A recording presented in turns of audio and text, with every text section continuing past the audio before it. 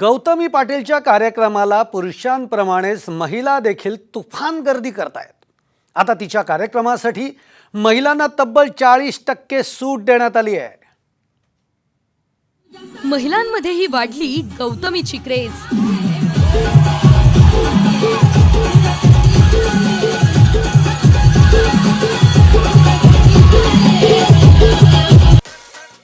सातशे सीट्स फक्त महिलांसाठी राखीव।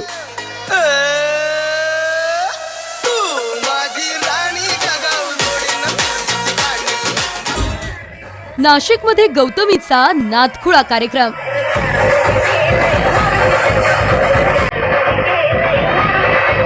लावणी डान्सर गौतमी पाटील एकीकडे वादामुळे गाजतेय तर दुसरीकडे तिची क्रेज मात्र वाढतच चालली आहे।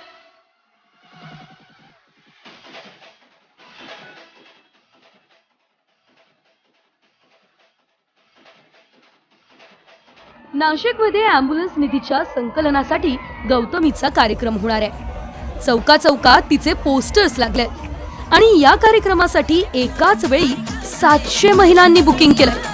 महिलांसाठी 40% सूट सुद्धा देण्यात आली आहे।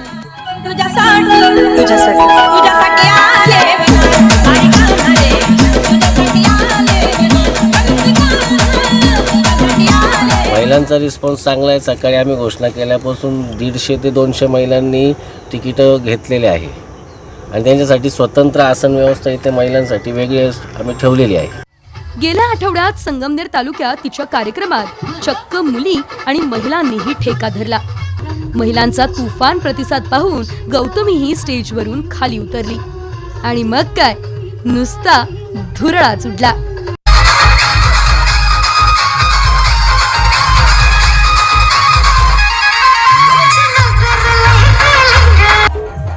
गौतमीचा कार्यक्रम म्हटला की वाद असं समीकरण गेल्या काही काळापासून सुरू झालंय। 12 मे रोजी बार्शीत गौतमी पाटीलचा कार्यक्रम आयोजित करण्यात आला, पण गौतमी 7 ऐवजी 10 वाजता स्टेजवर आली आणि त्यामुळे कार्यक्रमाची वेळ संपली।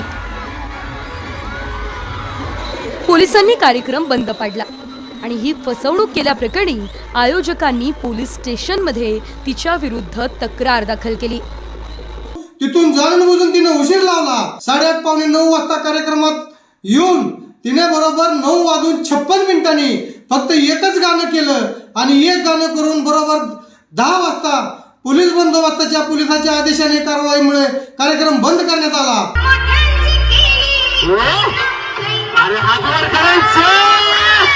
पण आता लवकरच लग्न करणार असल्याचं सांगून गौतमीने अनेक चाहत्यांचा जीव टांगणीला लावलाय।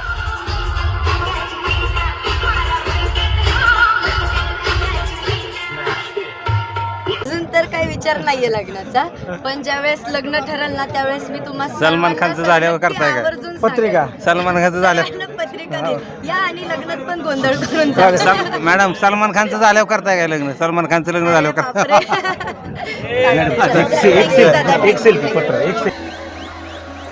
गौतमीच्या कार्यक्रमात तिच्या डान्सपेक्षा राडाचीच चर्चा अधिक होते। कधी कधी गौतमीवर कार्यक्रम थांबवण्याचीही वेळ येते।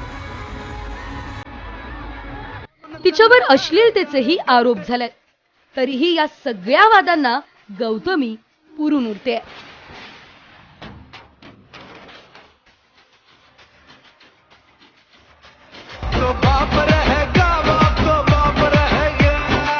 महिलांमधली तिची वाढती क्रेज हेच तर दाखवून देते।